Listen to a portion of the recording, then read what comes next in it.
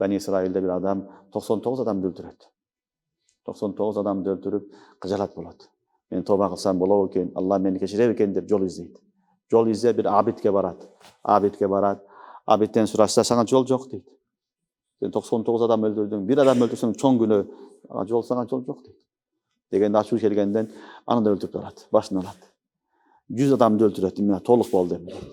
100 adamды öldürüp, жакшы дагы эле жүрөгү тынчыбайт, кыжалат, кайгы капада дагы эле жол издейт. Анан бирөө айтат, falan жерде bir алым бар дейт, алымга бар дейт. Алымдын астына барса, сага жол бар дейт. Аллах кечирет. Бирок сен тоба кыл дагы, falan жерде жакшы жери бар дейт. Арзу Мекка мукаддаса. Ошол жерге барсаң дуаң кабыл болот, ошол жака барып кеткин деген өкүм кылат. Жолдо баратканда, жарым жол жеткенде каза болот. Каза болгондон кийин фериштелер түшөт. Рахмат фериштеси, азап фериштеси. Экөө талашат. Азап фериштеси айтат, бул биздики. Өмүр бою жаман иш кылды, 100 адамды өлтүрдү. Буну алып кетем, мен алып кетем. Рахмат фериштеси айтат, бул акырында тоба кылды. Мен аламын дейт. Экөө ушундай талашып калганда, Алла Таала файсала кылдырат. Карагыла турган жеринен, бараткан жерине каяга жакын болсо, ошол жака өкүм кылабыз дейт.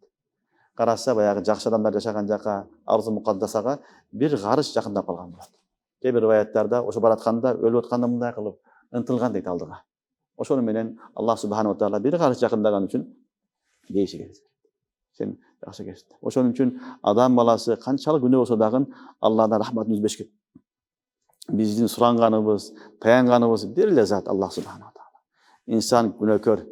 Kur'an'da Allah aytat, hadiste dem gelet, günah kılbasanlar Allah Taala başka adamlar alıp gelip koyuyor deydi. Günah olabilir. Bir ataylap kılbaşı gerek. Günah kaldı toba. Bir günde 100 jol günah kılsın, 100 jol toba kıl. Biroq tobadan kaytma.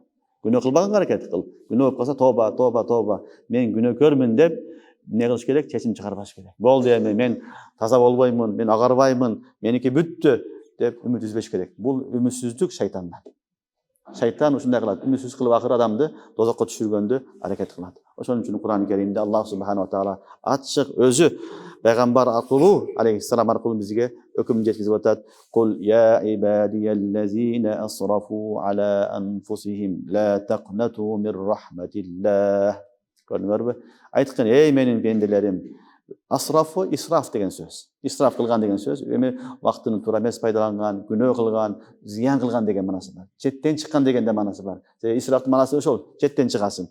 Өз нафстарына, өз денелерине, өз жандарына зыян кылган адамдарга айткын, бенделериме, ла taqnatu мир рахматиллах. Аллахнын рахматынан эч качан үмүтүңөрдү үзбөгүлө. Инналлаха ягфируз зунуба жамиа. Аллах бардык күнөөлөрдү кечирет. Бетте эчбир şey эмес жок, шарты жок. Лима яша деген жок, башка деген жок. Илля ман таба ва амана ва амила салихан дегенде шарттары жок. Мутлак айтты, Аллах барын кечирет. Демек, баарыбызга мен үмүт пайда кылды Алла Таалам. Адам заттын баарына Аллахым үмүт пайда кылып айтты. Аллах бардык күнөөлөрдү кечирет. Себеби албетте ал иннаху хувал гафурур рахим. Ал кечиримдүү бооркер. Албетте ал кечиримдүү бооркер зат барын кечирет. Ошон үчүн канчалык адам күнөөсү көп болсо дагы үмүтүн үзбеш керек. Ya Allah men күнөөкөрмүн, мени кечиргин деш керек. Ayyu abdin laka la alamma. Бүт бар күнөөкөрбүз. Күнөөсү жок адам бир гана пайгамбарлар максум. Калган инсандын баарына күнөө болот. Бирөөдүн күнөөсү ашкере болуп көрүнөт, бирөө көрүнбөй калат. Бирок бар күнөөкөр. Түшүнүктүү? Ошон үчүн күнөө болот. Күнөө болгондон кийин тоба кылышлык шарт. Тобага шашылыш керек. Жана экинчи тарафты күнөөкөрсүн деп кемситкен, жаман көргөндө болбойт. Hadiste келет, эки адамдын мисалын пайгамбарыбыз саллаллаху алейхи ва саллям баяндайт. Бир адам болот, аябай жакшы, намаз кылган, намазын окуйт, жакшы амалдар кылат. Анын бир тууганы болот, жаман адам болот. Намаз окубайт, жакшы иштерди кылбайт. Анан күнүң насихат кылат, күнүң дават кылат, жакшы бол, оңол деп. Бир күн ачуусу келгенден айтат, Кудайга касам, сени эч Алла кечирбейт дейт. Ачуусу келгенде сен жаман иштерди кыласың, Алла сени кечирбейт дейт.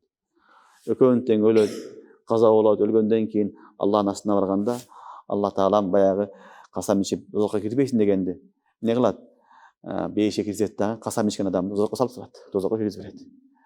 Маниллази ятаалла алаллах алла ягфира ла хадисте келет. Ким ал мен атым менен касам ичип, сени кечирбейт деген ким ал деген. Ошон үчүн сен кечирбейсиң, сен болбой калдың, жарабай калдың, бүттү дебеш керек. Алла өзү билет ким кечиришлекин. Бирок Алладан кечирим сураш керек, тоба кылыш керек, истигфар кылыш керек, тобага шашылыш керек. Бирок күнөөнө талап кылган болбойт, кайра айтабыз. Бирок күнөөкөр адамды сени ким кечирбейт деп айткан сөз оор сөз. Хадисте келип атат, сени Кудай кечирбейт деген адамды өзүнү Алла Таалам дозокко киргизип коюп атат. Тигини кечирип бейишке киргизип коюп атат. Бейиш менен дозок Кудайдын өкүмү, Алланын каалоосу. Бизге берилген эмес туугандар. Биз аны файсала кылып чечпейбиз. Ал Алланын иши. Кааласа жакшы инсанды дозокко салып коем десе ыктыяры, кааласа күнөөкөрдү кечирип бейишке киргизет, ал өзүнүн ыктыяры. Яф'алу ма яша, фа'алун лима юрид, ла яс'алу амма яф'ал, ва хум юс'алун. Алла өз каалаганын кыладыган ушундай зат. Ошондо Аллах айтып атат: "Эй менин пенделерим, өз нафсыларына, өз жандарына кыянаттык кылган, зулум кылган, күнөө менен алек болгон пенделериме айткын: ла тахнату мин рахматилла. Эч качан Алланын рахматынан үмүтүңөрдү үзбөгүлө. Албетте Аллах баардык күнөөлөрдү кечирет. Иннаху хувал гафурур рахим. Себеби албетте ал кечиримдүү боорукер."